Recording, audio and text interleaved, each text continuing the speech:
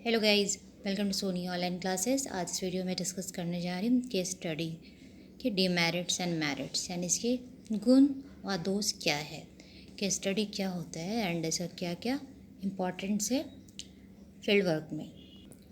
So guys, चलिए देखते हैं सबसे पहले इसका डीमेरिट्स यानी कि दोष क्या है। तो गाइस, इस स्टडी का सबसे बड़ा जो दोष है यानी जो डीमेरिट है यह है कि इसमें जो रिसर्चर है ना, उसके मन में झूठा आत्मविश्वास पैदा हो जाता है।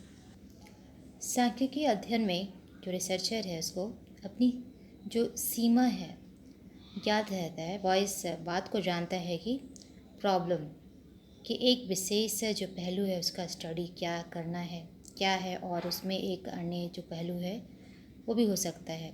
इसलिए एक रिसर्चर काफ़ी सतर्क और सावधान रहता है, लेकिन केस स्टडी में वह इकाई को समस्त रूप में अध्ययन करता है।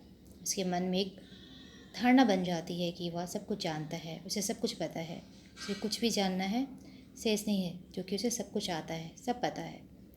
उसे निकाला हुआ निष्कर्ष पूर्ण और सही है। इसकी तुलना उस अवस्था से की जा सकती है जबकि हम अपने पड़ोसियों और मित्रों के विषय में बड़ी निश्चित होकर बात करते हैं। हमें यानी मालूम होता है कि उसके जीवन का एक बहुत बड़ा सा जो अंश जो हिस्सा है वो हमें नहीं पता है।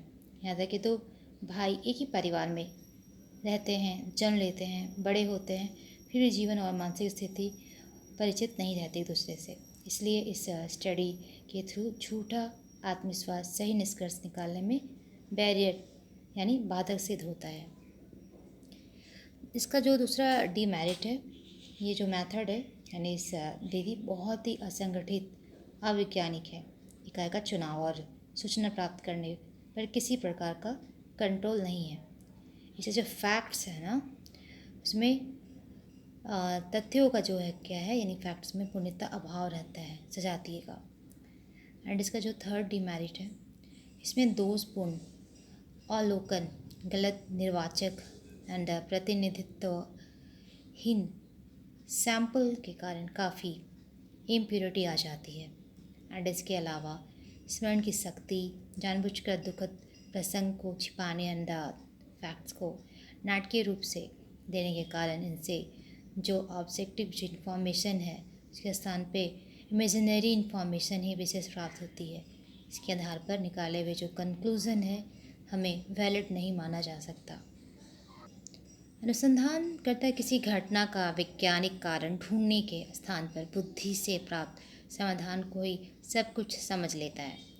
उसे इकाई से रिलेटेड जो ज्ञान है, ज्ञान पर इतना अधिक विश्वास रहता है कि अपनी साधारण बुद्धि और आत्मिक प्रेरणा से निकाले हुए निष्कर्ष को पूर्णतः वैज्ञानिक मान लेता है। इसलिए ऐसे कंक्लूजन सत्यापन के प्रयोग असत्य, भ्रम और अविश्वसनीय होते हैं।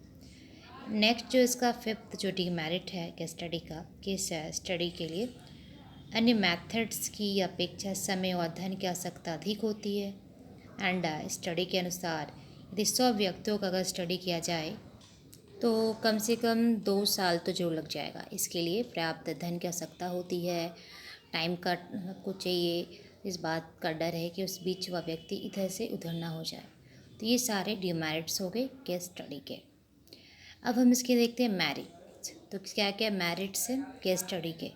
तो केस स्टडी का जो प्रत्यक्ष रूप से सामाजिक व्यवहार के महान पर्यवेक्षक तथा सामाजिक तत्वों के महान संकलनकर्ता होते हैं।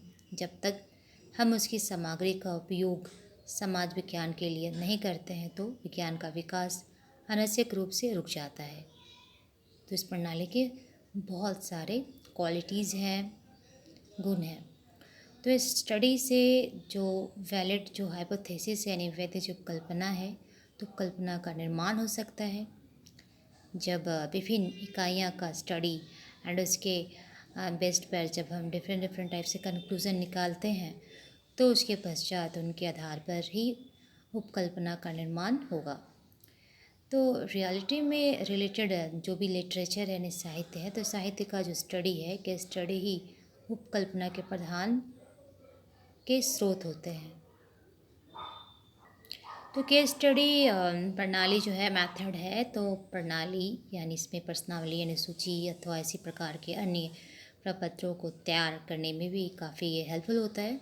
एंड किसी कैटेगरी के विशेष इकाई के स्टडी के पश्चात हमें उससे रिलेटेड बहुत से इम्पॉर्टेंट बातें, उनकी रुचियाँ और उनके प्रवृत्तियों का पूर्ण ज्ञान हो जाता है, जिससे उन प्रपत्रों के निर्माण में सुविधा होती है। केस स्टडी जो है इसके अध्ययन में वर्गीकरण एंड इकाइयों का समूह में विभाजित करने में सहायक होता है।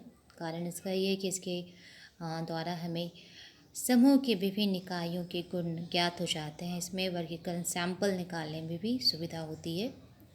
इसके द्वारा हम विरोधी इकाइयों का पता लगा सकते हैं। विरोधी इकाई क्या होती है? तो ये वो इकाई होती है जो हमारी निश्चित उपकल्पना के विरुद्ध होती है। उसका जो स्टडी है उससे ही कंक्लूज़न के लिए इम्पॉर्टेंट हो जाता है।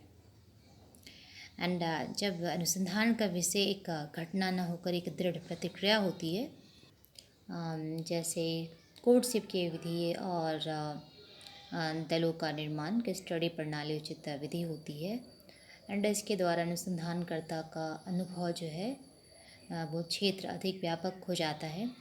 सांख्यिकी विधियों में समस्या का एक पहलू लिया जाता है एंड अनुसंधानकर्ता जो है उसका ज्ञान उसी तक सीमित रहता है, लेकिन केस स्टडी अनुसंधान प्रणाली में जीवन के समस्त क्षेत्र का ये स्टडी किया जाता है।